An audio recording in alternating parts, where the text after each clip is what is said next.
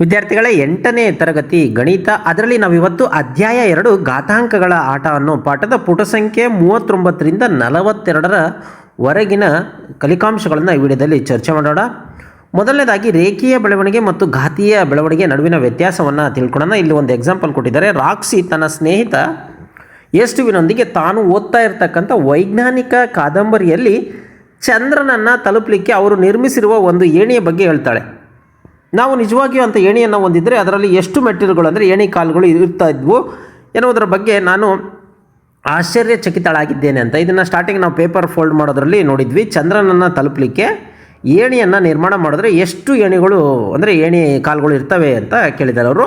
ಇದನ್ನು ನಾವು ಲೆಕ್ಕ ಮಾಡಬೇಕಾಗಿಲ್ಲ, ಅವರೇ ಕೊಟ್ಬಿಟ್ಟಿದ್ದಾರೆ. ನೋಡಿ, ಚಂದ್ರ ಭೂಮಿಯಿಂದ ಚಂದ್ರನಿಗಿರ್ತಕ್ಕಂಥ ದೂರ ಎಷ್ಟಪ್ಪ ಅಂತಂದರೆ 3,84,400 ಕಿಲೋಮೀಟ್ರ್ ಇದಾವೆ. ಈಗ ಅಂಥ ಏಣಿಯನ್ನು ಮಾಡಬೇಕು ಅಂತಂದರೆ ಏನು ಏಣಿ ಕಾಲುಗಳಿದಾವಲ್ಲ, ಒಂದು ಏಣಿ ಕಾಲಿಂದ ಇನ್ನೊಂದು ಏಣಿ ಕಾಲಿಗೆ 20 ಸೆಂಟಿಮೀಟ್ರ್ ಇದೆಯಂತೆ.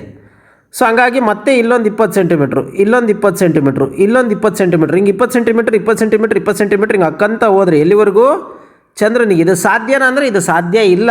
ಚಂದ್ರನವರೆಗೂ ಏಣಿ ಮಾಡಲಿಕ್ಕೆ ಸಾಧ್ಯ ಇಲ್ಲ. ಸುಮ್ಮನೆ ಇದು ವೈಜ್ಞಾನಿಕ ಕಾದಂಬರಿಯಲ್ಲಿ ಒಂದು ಕಲ್ಪನೆ ಅಷ್ಟೇ. ಅದು ಹಿಂಗೆ 20 ಮಾಡಿದ್ರೆ ಎಷ್ಟು ಮೆಟ್ಲು ಇರ್ತವೆ ಅಂತ ಅದಕ್ಕೆ ಅವರೇ ಕೊಟ್ಟಿದ್ದಾರೆ. ನೋಡಿ ಆನ್ಸರ್ ಎಷ್ಟಿದೆ ಅಂತಂದರೆ ನಾವು ಈ ರೀತಿ ಲೆಕ್ಕ ಹಾಕ್ಕಂತ ಹೋದರೆ ನೋಡಿ, ಬಿಡಿ 10, 100, 1000, 10,000, ಲಕ್ಷ, ದಶಲಕ್ಷ, ಕೋಟಿ, ದಶಕೋಟಿ, ಶತಕೋಟಿ, 192 ಕೋಟಿ.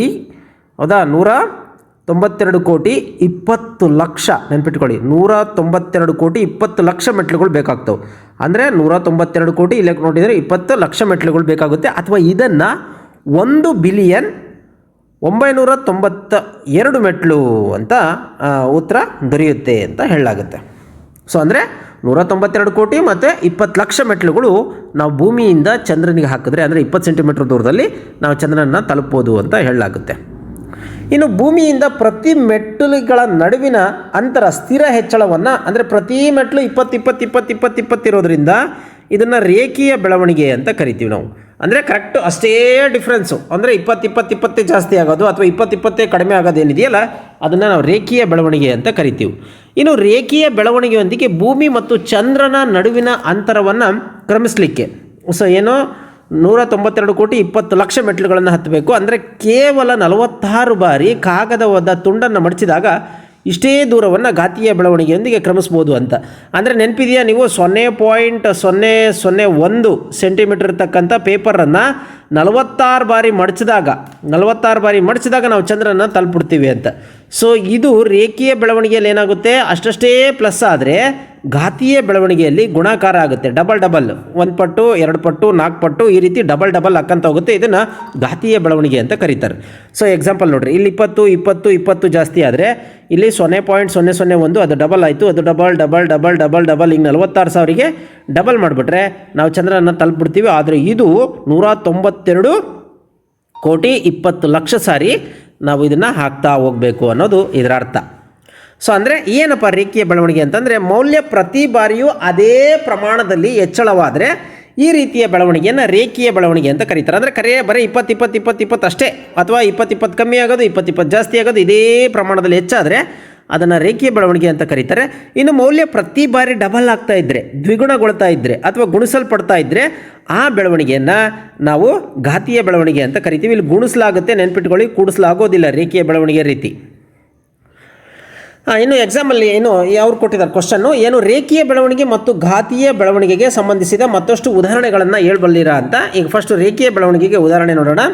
ಪಾಕೆಟ್ ಹಣದ ಹೆಚ್ಚಳ. ನಿಮ್ಮ ತಂದೆ ತಾಯಿ ದುಡ್ಡು ಕೊಡ್ತಾರೆ ಅಂತ ತಿಳ್ಕೊಳ್ಳಿ, ಪ್ಯಾಕೆಟ್ ಮನಿ ಅಂತೇಳಿ. ಈ ಪ್ರತಿ ವಾರ ನಮ್ಮ ಉಳಿತಾಯಕ್ಕೆ 50 ರೂಪಾಯಿ ಕೊಡ್ತಾ ಇರ್ತಾರೆ ಅಂತ ತಿಳ್ಕೊಳ್ಳಿ. ಸೊ ಹಂಗಾಗಿ ಇವತ್ತು 50 ರೂಪಾಯಿ, ನಾಳೆ 100 ರೂಪಾಯಿ, ಅಂದರೆ ನಾಡಿದ್ದು ಮುಂದಿನ ವಾರ 100 ರೂಪಾಯಿ, ಆಚೆ ಮುಂದಿನ ವಾರ 150 ರೂಪಾಯಿ, ಈ ರೀತಿ ಜಾಸ್ತಿ ಆಗ್ತಾ ಇರ್ತದೆ. ಇನ್ನು ಹತ್ತತಕ್ಕಂಥ ಹೆಜ್ಜೆ, ನಾವು ಪ್ರತಿ ನಿಮಿಷಕ್ಕೆ 10 ಹೆಜ್ಜೆಗಳನ್ನು ಹತ್ತಿದ್ರೆ, ಹೌದಾ, ಪ್ರತಿ ನಿಮಿಷಕ್ಕೆ 20 ನಿಮಿಷಕ್ಕೆ 20 ಮೆಟ್ಲು, ಅಂದರೆ ಪ್ರತಿ ನಿಮಿಷಕ್ಕೆ ನೆನ್ಪಿಟ್ಕೊಳ್ಳಿ, ಪ್ರತಿ ನಿಮಿಷಕ್ಕೆ 10 ಹೆಜ್ಜೆಗಳನ್ನು ಎತ್ತೋದು ಅಂದರೆ 10, 20, 30 ಹಿಂಗೆ ಏರ್ತಾ ಇದ್ದೀವಿ ಅಂತ ಅರ್ಥ. ಇದು ರೇಖೀಯ ಬೆಳವಣಿಗೆ. ಇನ್ನು ಸಸ್ಯದ ಎತ್ತರ, ಒಂದು ಬಿದಿರಿನ ಸಸ್ಯ ಪ್ರತಿದಿನ 5 ಸೆಂಟಿಮೀಟ್ರ್ ಬೆಳೆದ್ರೆ ಅದು ರೇಖೀಯ ಮಾದರಿಗಳನ್ನು ಅನುಸರಿಸುತ್ತೆ ಅಂತ. ಇವತ್ತು 5, ನಾಳೆ 15, ನಾಳೆ 10, ನಾಡಿದ್ದು 15 ಈ ರೀತಿ ಜಾಸ್ತಿ ಹಾಕಂತ ಹೋಗುತ್ತೆ. ಇದನ್ನು ರೇಖೀಯ ಬೆಳವಣಿಗೆ ಅಂತ ಕರೀತಾರೆ. ಇನ್ನು ಘಾತೀಯ ಬೆಳವಣಿಗೆ ನೋಡೋಣ. ಘಾತೀಯ ಬೆಳವಣಿಗೆಗೆ ಉದಾಹರಣೆ ಅಂತಂದರೆ ವೈರಸ್ನ ವೇಗ. ಒಬ್ಬ ವ್ಯಕ್ತಿ ಇತರರಿಗೆ ಸೋಂಕನ್ನು ತಗುಲಿದ್ರೆ ಹೌದಾ ತಗುಲಿಸಿದ್ರೆ ಆ ಪ್ರತಿಯೊಬ್ಬರೂ ಸಹ ಇನ್ನೂ ಇಬ್ಬಿಬ್ಬರಿಗೆ ರೋಗವನ್ನು ತಲುಪಿಸ್ತಾರೆ. ಅಂದರೆ ಅವನೊಬ್ಬ ಇರೋನು ಇನ್ನೂ ಇಬ್ಬರಿಗೆ ರೋಗ ಬರೆಸ್ತಾನೆ ಅಂದರೆ ಆ ಇಬ್ಬರು ಸಹ ಮತ್ತಿಬ್ಬಿಬ್ಬರಿಗೆ ರೋಗಗಳನ್ನು ಬರೆಸ್ತಾರೆ. ಹಿಂಗೆ ಸಂಖ್ಯೆ ಏನಾಗುತ್ತೆ, ಬೇಗ ಸ್ಫೋಟಗೊಳ್ಳುತ್ತೆ.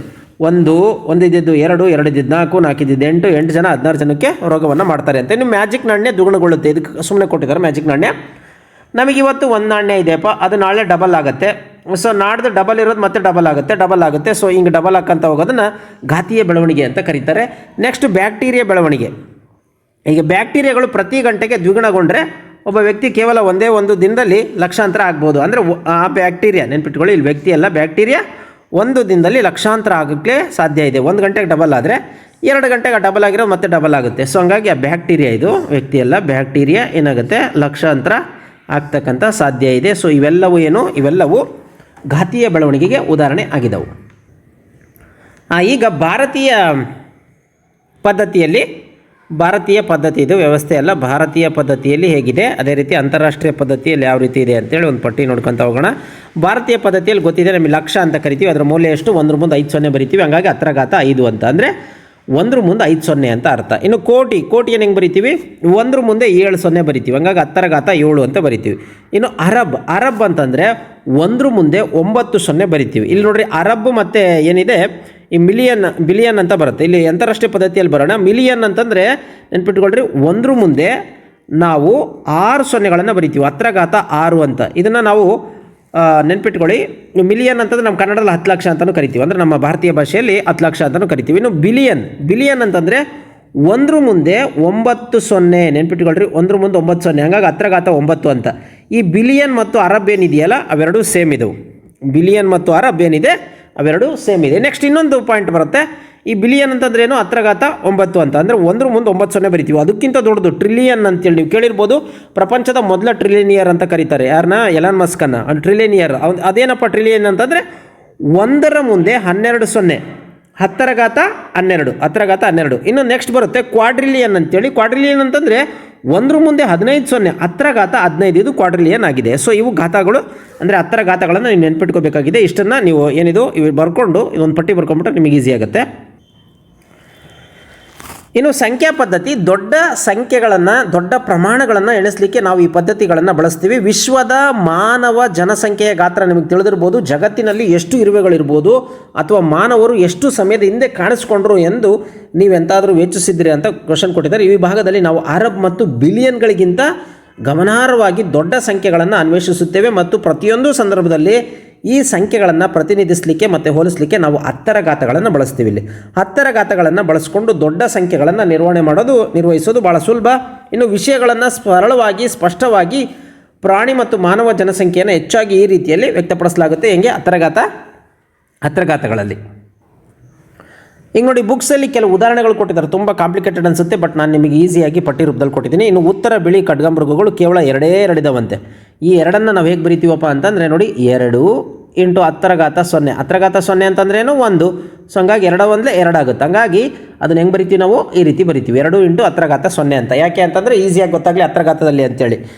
ಇನ್ನು ಹೈನನ್ ಗಿಬ್ಸನ್ ಅಂತೇಳಿ ಇವು ಸುಮಾರು 42 ಇದಾವೆ. ಈ 42ನ್ನು ನಾವು ಹೆಂಗೆ ಬರಿತೀವಿ ಅಂತಂದರೆ 10 ಘಾತದಲ್ಲಿ ಬರಿಬೇಕು ಅಂತಂದರೆ ನೋಡಿ 4.2 × 10 ಅಂತ ಬರಿತೀವಿ, ಹೌದಾ. ಹಾಗಾಗಿ ಅಲ್ಲಿಗೆ 4.2 × 10 ಅಂತಂದರೆ 1 ಇದೆ, ಹಂಗಾಗಿ 10⁻1 ಅಂತೇಳಿ ಇಲ್ಲಿ ಪಾಯಿಂಟ್ ಬಿಟ್ಬಿಟ್ಟಿದ್ದಾರೆ, ಬಟ್ ನಾನು ನಿಮಗೆ ಗೊತ್ತಾಗಲಿ ಅಂತ ಬರಿತಾ ಇದ್ದೀನಿ. ಇನ್ನು ಕಾಕೋಪ ಅಂತೇಳಿ ಅಂದರೆ ಅಪರೂಪದ ಪಕ್ಷಿ ಎಷ್ಟಿದಾವೆ ಅಂತಂದರೆ ಸುಮಾರು 242. 242ನ್ನು 10 ಘಾತದಲ್ಲಿ ಬರಿಬೇಕು ಅಂತಂದರೆ ನೋಡಿ 2.42 × 100 ಅಂತ ಬರಿಬೋದಾ.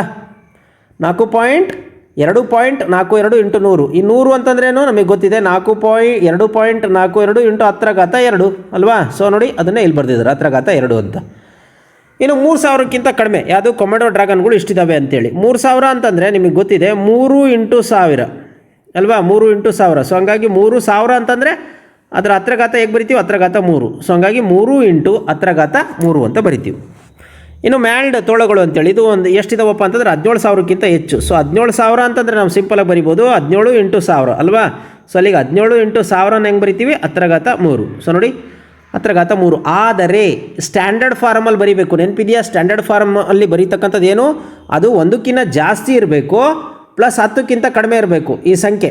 ಸೊ ಹಾಗಾಗಿ ನಾವು ಇದನ್ನೇನು ಬರಿತೀವಿ, ಇನ್ನೊಂದು ಸ್ವಲ್ಪ ಆ ಕಡೆ ಹೋದರೆ ಏನಾಗುತ್ತೆ ನೋಡಿರಿ, ಪಾಯಿಂಟ್ ಈ ಕಡೆ ತಗೊಂಡ್ರೆ ಅದೇನಾಯಿತು 1.7 ಇಂಟು 10⁴ ಆಯಿತು.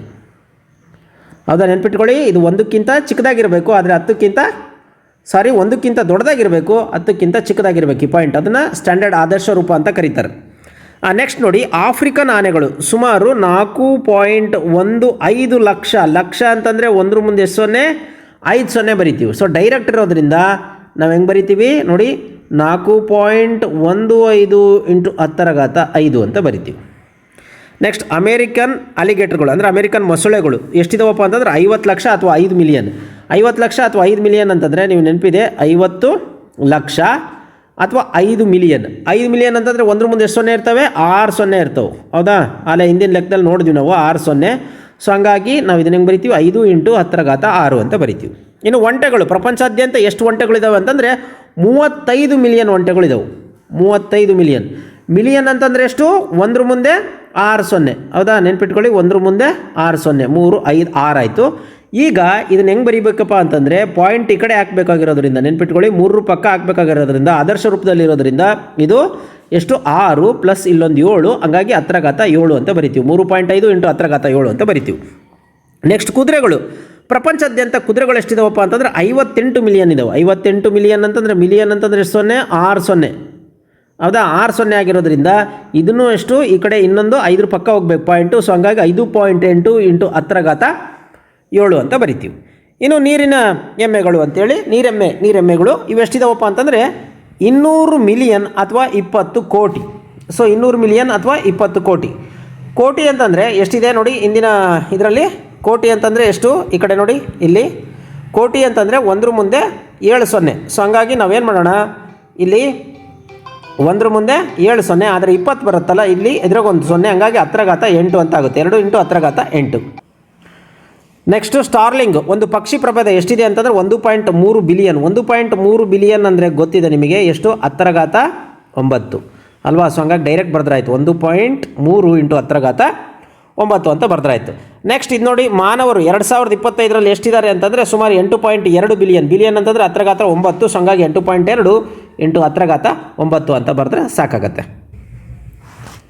ನೋಡಿ, ಇಲ್ಲೊಂದು ಲೆಕ್ಕ ಕೊಟ್ಟಿದ್ದಾರೆ. ಜಾಗತಿಕ ಜನಸಂಖ್ಯೆ ಸುಮಾರು 8 ಇಂಟು 10⁻9. 10⁻9 ಅಂತಂದರೆ ಬಿಲಿಯನ್, ನಿಮಗೆ ಗೊತ್ತಿದೆ.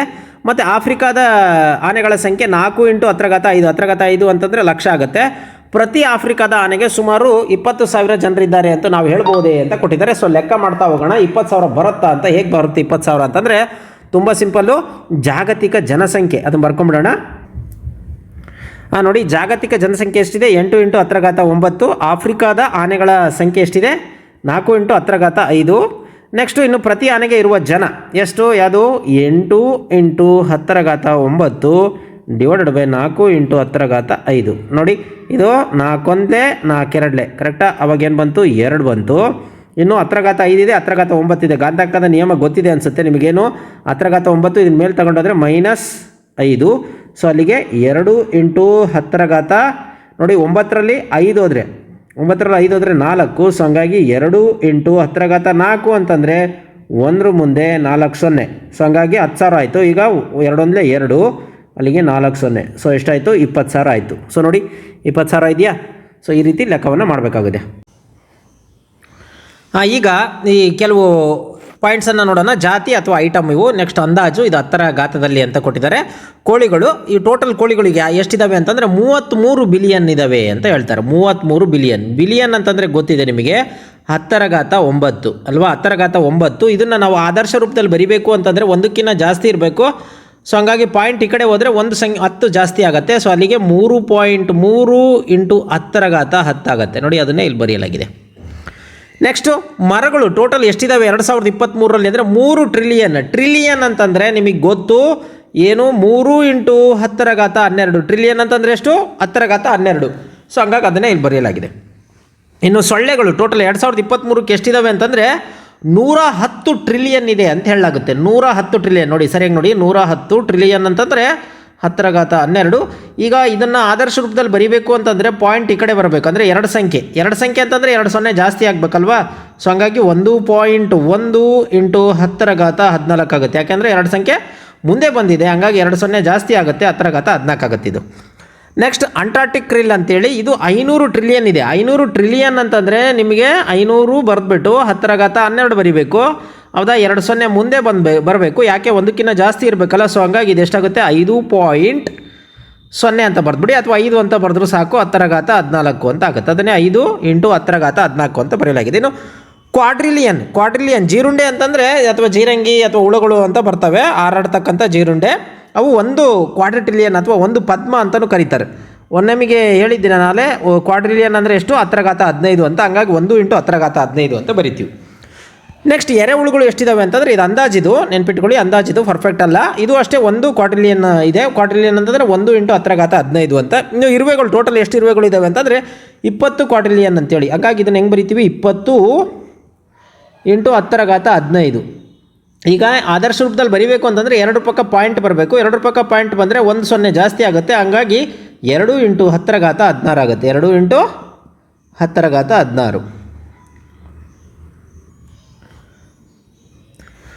ಈಗ ಇಲ್ಲಿ ಲೆಕ್ಕಗಳನ್ನು ಕೊಟ್ಟಿದ್ದಾರೆ. ವೈಜ್ಞಾನಿಕ ಸಂಕೇತಗಳನ್ನು ಬಳಸಿಕೊಂಡು ಲೆಕ್ಕ ಹಾಕಿ ಮತ್ತು ಉತ್ತರಿಸಿ ಅಂತ ಕೊಟ್ಟಿದ್ದಾರೆ. ಒಂದನೇ ಲೆಕ್ಕ, ಜಗತ್ತಿನಲ್ಲಿ ಪ್ರತಿ ವ್ಯಕ್ತಿಗೆ ಎಷ್ಟು ಇರುವೆಗಳಿದ್ದಾವೆ ಅಂತ ಕೊಟ್ಟಿದ್ದಾರೆ. ಇದು ಎಕ್ಸಾಂಪಲ್ ಹೆಂಗಪ್ಪ ಅಂತಂದರೆ ನೋಡಿ, ನಿಮ್ಮ ಹತ್ರ 100 ಚಾಕ್ಲೇಟ್ ಇರುತ್ತೆ ಅಂತ ತಿಳ್ಕೊಳ್ಳಿ.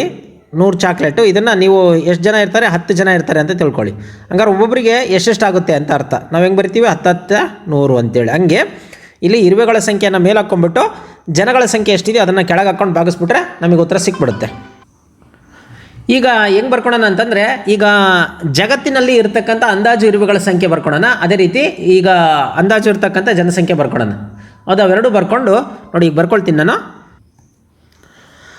ನೋಡಿ, ಇರುವೆಗಳ ಅಂದಾಜು ಸಂಖ್ಯೆ ಎಷ್ಟಿದೆ ಅಂತಂದರೆ 20 ಕ್ವಾಡ್ರಿಲಿಯನ್ ಇದೆ. ಅಂದಾಜು ಜನಸಂಖ್ಯೆ 8 ಬಿಲಿಯನ್ ಇದೆ. ಈಗ 20 ಕ್ವಾಡ್ರಿಲಿಯನನ್ನು ಹೆಂಗೆ ಬರ್ಬೋದು, 10 ಬರೆದಾಗ ನೋಡಿ, ಇದನ್ನು ನಾವು ಹೆಂಗೆ ಬರಿತೀವಿ, 20 × 10 ಕ್ವಾಡ್ರಿಲಿಯನ್ ಅಂದರೆ ನಿಮಗೆ ಗೊತ್ತಿದೆ ಎಷ್ಟು ಕ್ವಾಡ್ರಿಲಿಯನ್ ಅಂತಂದರೆ 10⁻15. ಇದನ್ನು ಆದರ್ಶ ರೂಪದಲ್ಲಿ ಬರೀಬೇಕು ಅಂತಂದರೆ 2 ಪಕ್ಕ ಪಾಯಿಂಟ್ ಬಂದರೆ ಇಲ್ಲೇನಾಗುತ್ತೆ, 2 × 10⁻16 ಆಗುತ್ತೆ. ಇದು ಇರುವೆಗಳ ಸಂಖ್ಯೆ. ಇನ್ನು 8 ಬಿಲಿಯನ್ ಅಂತಂದರೆ ನಮಗೆ ಗೊತ್ತಿದೆ, 8 × 10 ಬಿಲಿಯನ್ ಅಂತಂದರೆ ಎಷ್ಟು, 10⁻9. ಸೊ ಹಂಗಾಗಿ ಇದು. ಈಗ ಏನು ಮಾಡೋಣ, ಪ್ರತಿ ವ್ಯಕ್ತಿಗೆ ಇರುವೆಗಳ ಸಂಖ್ಯೆ ಅದನ್ನು ಬರ್ಕೊಂಬಿಡೋಣ. ಪ್ರತಿ ವ್ಯಕ್ತಿಗೆ ಇರುವೆಗಳ ಸಂಖ್ಯೆ ಬರ್ಕೊಳ್ಳೋಣ. ಎಷ್ಟು, 2 × 10⁻16 ಡಿವೈಡೆಡ್ ಬೈ 8 × 10⁻9.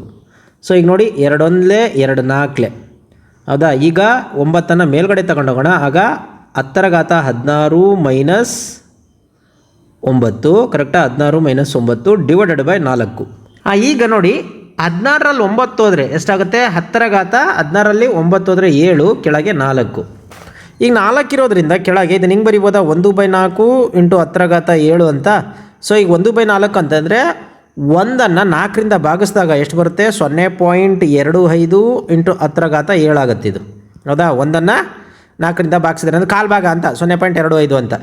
ಈಗ ನಾವು ಆದರ್ಶ ರೂಪದಲ್ಲಿ ಇರಬೇಕು ಅಂದರೆ ಪಾಯಿಂಟನ್ನು ಈ ಕಡೆ ಇಟ್ಟಾಗ, ನೆನ್ಪಿಟ್ಕೊಳ್ಳಿ, ಈ ಕಡೆ ಇಟ್ಟಾಗ ಇಲ್ಲಿ 1 0 ಕಡಿಮೆ ಆಗುತ್ತೆ. ಅದೇ ಈ ಕಡೆ ಆರ್ಡ್ರಲ್ಲಿದ್ದಾಗ 0 ಜಾಸ್ತಿ ಆಗೋದು, ನೆನಪಿಸ್ಕೊಳ್ಳಿ, 0 ಜಾಸ್ತಿ ಆಗೋದು. ಆದರೆ ಈ ಕಡೆ ಆರ್ಡ್ರಲ್ಲಿದ್ದಾಗ ಏನಾಗುತ್ತೆ, 1 0 ಕಮ್ಮಿ ಆಗುತ್ತೆ. ಹಂಗಾಗಿ 2.5 × 10⁻6. ಹಂಗಾಗಿ ಜಗತ್ತಿಗೆ ಪ್ರತಿ ವ್ಯಕ್ತಿಗೆ ಇರುವೆಗಳ ಸಂಖ್ಯೆ ಎಷ್ಟು, 2.5 × 10⁻6 ಅನ್ನೋದು ಉತ್ತರ ಆಗಿದೆ. ಈಗ ಎರಡನೇ ಲೆಕ್ಕ ನೋಡಿ, ಒಂದು ಕಬ್ಬಕ್ಕಿ ಸ್ಟಾರ್ಲಿಂಗ್ಗಳ ಹಿಂಡಿನಲ್ಲಿ 10,000 ಪಕ್ಷಿಗಳಿದ್ದರೆ ಜಗತ್ತಿನಲ್ಲಿ ಕಬ್ಬಕ್ಕಿ ಸ್ಟಾರ್ಲಿಂಗ್ಗಳ ಎಷ್ಟು ಹಿಂಡು ಇರ್ಬೋದು ಅಂತ. ಈಗ ಒಂದು ಅಂದಾಜು ಬರ್ಕೊಳ್ಳೋಣ. ಏನು ಅಂತಂದರೆ, ಸ್ಟಾರ್ಲಿಂಗ್ಗಳ ಅಂದಾಜು ಸಂಖ್ಯೆ ಎಷ್ಟಿದ್ದಾವೆ ಅಂತಂದರೆ 310 ಮಿಲಿಯನ್ ಇದ್ದಾವೆ. ಅದನ್ನು ಬರ್ಕೊಳ್ಳೋಣ.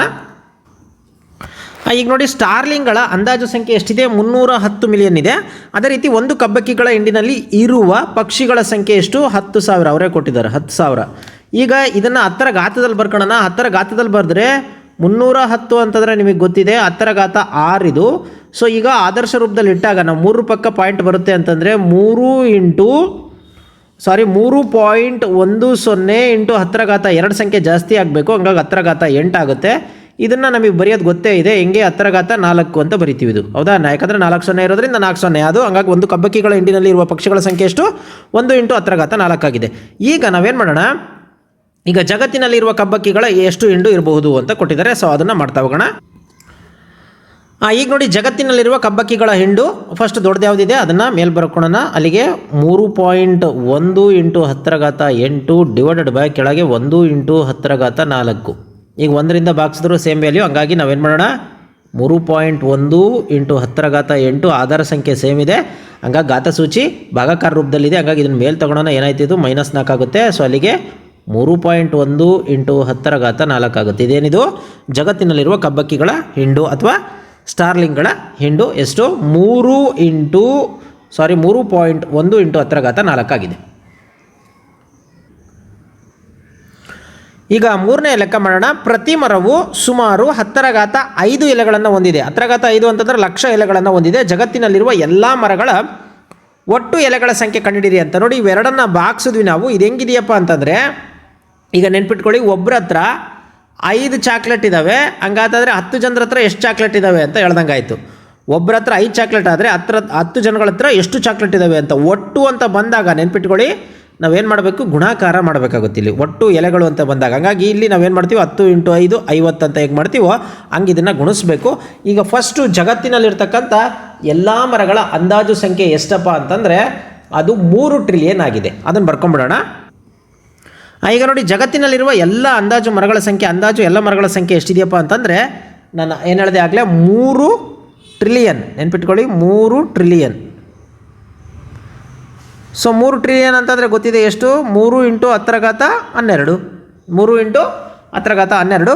ಇನ್ನು ಪ್ರತಿ ಮರದಲ್ಲಿರುವ ಎಲೆಗಳ ಸಂಖ್ಯೆ ಎಷ್ಟಂತಂದರೆ 1 ಮುಂದೆ 5 0 ಅವರೇ ಕೊಟ್ಬಿಟ್ಟಿದ್ದಾರೆ ಅಲ್ವಾ. ಅದನ್ನೇ ಬರೆದ್ಬಿಡೋಣ ನಾವು ಡೈರೆಕ್ಟು 1 ಮುಂದೆ 5 0 ಅಂತೇಳಿ. ಮತ್ತು ಲಕ್ಷ ಅಂತ ಬರೀತಕ್ಕಂಥ ಅವಶ್ಯಕತೆ ಇಲ್ಲ, 1 ಮುಂದೆ 5 0 ಅವರೇ ಕೊಟ್ಬಿಟ್ಟಿದ್ದಾರೆ. ಈಗ ನಾವೇನು ಮಾಡೋಣ, ಜಗತ್ತಿನಲ್ಲಿರುವ ಎಲ್ಲ ಮರಗಳಲ್ಲಿರುವ ಒಟ್ಟು ಎಲೆಗಳ ಸಂಖ್ಯೆ ಅದನ್ನು ಬರ್ಕೊಂಬಿಡೋಣ. ಈಗ ನೋಡಿ ಜಗತ್ತಿನಲ್ಲಿರುವ ಎಲ್ಲ ಮರಗಳಲ್ಲಿರುವ ಒಟ್ಟು ಎಲೆಗಳ ಸಂಖ್ಯೆ ಎಷ್ಟು, 3 × 10⁻5 ಇದು ಗುಣಾಕಾರ ಇದೆ ಹೌದಾ, ಗುಣಾಕಾರ ಚಿಹ್ನೆ ಇದೆ. ಮತ್ತು ಆಧಾರ ಸಂಖ್ಯೆ ಸೇಮ್ ಇದ್ದು ಘಾತಸೂಚಿ ಬೇರೆ ಇದ್ದಾಗ ನಾವೇನು ಮಾಡಬೇಕು, ಗುಣಾಕಾರ ರೂಪದಲ್ಲಿದ್ದಾಗ ನಾವು ಇದನ್ನು ಕೂಡಬೇಕಾಗುತ್ತೆ. ಹಂಗಾಗಿ 10⁻12 + 5, ಸೊ ಅಲ್ಲಿಗೆ 3 × 10⁻17 ಆಗುತ್ತೆ.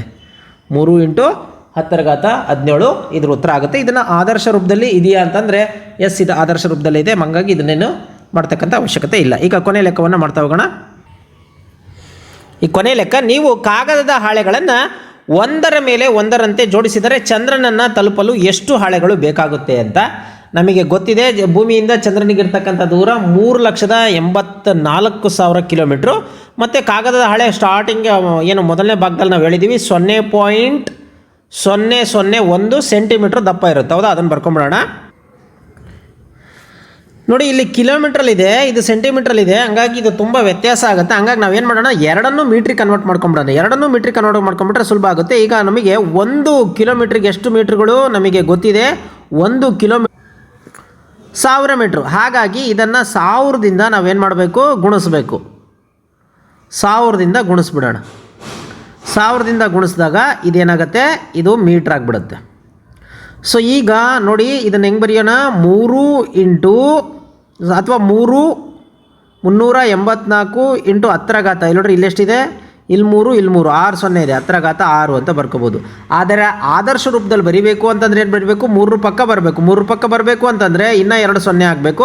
ಸೊ ಅಲ್ಲಿಗೆ ಏನಾಗುತ್ತಿದ್ದು 3.84 × 10⁸ ಮೀಟರ್. ನೆನ್ಪಿಟ್ಕೊಳ್ಳಿ, ಇದು ಮೀಟ್ರ್ ಇದು ಹೌದಾ. 3.84 × 10⁸ ಮೀಟರ್. ಸೊ ಇದನ್ನು ನೆನ್ಪಿಟ್ಕೊಳ್ಳಿ, ಇದು 0.001 ಸೆಂಟಿಮೀಟ್ರ್ ಇದೆ.